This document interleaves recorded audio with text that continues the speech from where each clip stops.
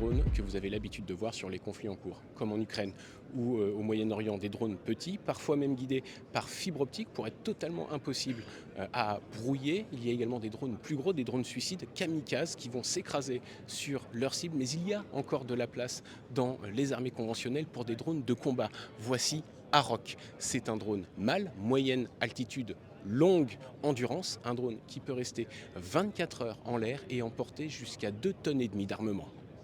Et la grosse particularité, c'est qu'on est vraiment à l'avant-garde du combat connecté. Ce drone mâle, en fait, peut être interconnecté avec d'autres plateformes. Vous voyez par exemple le lance-roquette derrière, le foudre.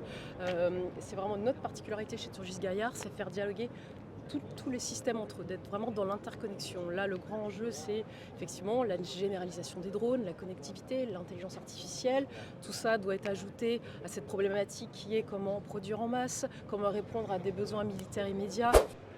On vous parle d'intelligence artificielle, d'interconnexion, mais on pourrait également parler d'autonomie comme ce drone de combat américain, un drone 100% autonome. Ça veut dire bien qu'il est capable d'évoluer tout seul sur un champ de bataille, de prendre ses propres décisions et pourquoi pas à terme de décider lui-même où, quand et comment utiliser ses armes.